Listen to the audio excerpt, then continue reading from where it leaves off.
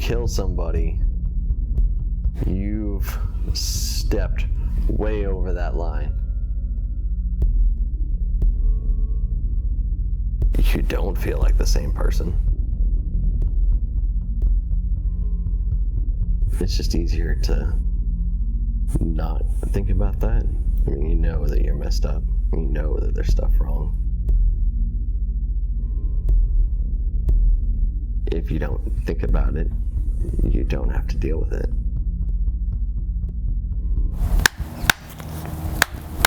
The first time I had to pull a trigger, I swear it felt like it was 25 pounds on that trigger. I was in Iraq, 4 in the morning, it's starting to get light out. Our vehicle's on this top of this little spot near the road. He came out of the little area and he gets up near the road and he just starts digging. And I was like, okay, I know that's a go ahead to shoot. I tapped my staff sergeant and I was like, hey, this guy, he's digging by the road. Like, should I shoot him? And he's pretty tired. He's like, yeah, man, shoot him. I was like, well, he is digging next to the road, so what happens if, I don't shoot this guy and he does plant a bomb? I pulled my M16 up, I aimed at him, and I started to pull that trigger. I've stepped into a category that's not your average, citizen.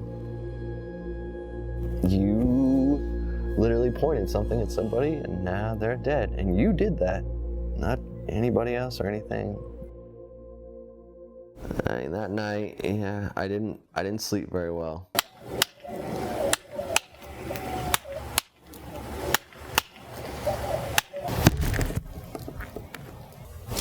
When you get used to it, like pulling the trigger, where it doesn't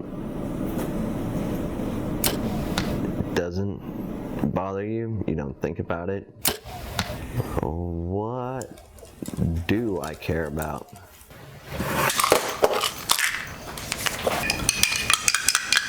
Derek, there. Start waking up. Start waking up. The Army sent back somebody that was broken, that really didn't know he was broken, didn't want to believe he was broken. If I was to go from that to coming home and seeing pictures of myself and trying to remember what I used to be like as a little kid or anything like that, you are not the same person.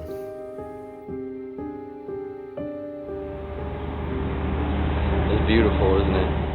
And he was having a really hard time having killed people.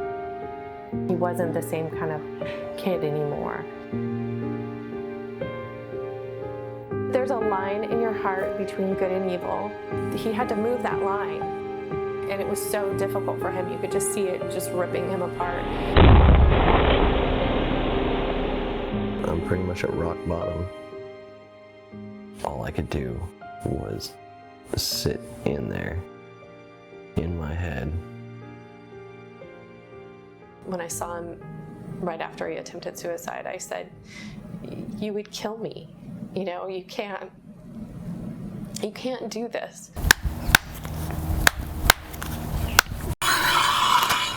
He had a tattoo, and I remember kind of grabbing his hand and looking at it going, what did you do? And it was, it was just really, it was really difficult to read, but it said so much to how he reacted and what he said. And the tattoo says, "Forgive me." That's pretty much what I see every time I was pulling the trigger. This is the life I had as a kid, but this is who I am now, and he wanted forgiveness.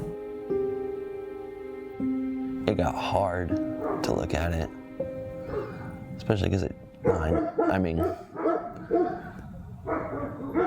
the more and more that I got comfortable doing, the harder it got to thinking about actual forgiveness or anything like that.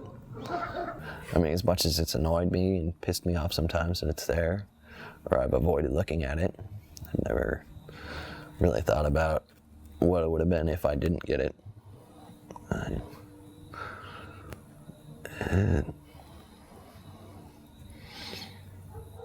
Yeah, I don't think I could replace it with anything.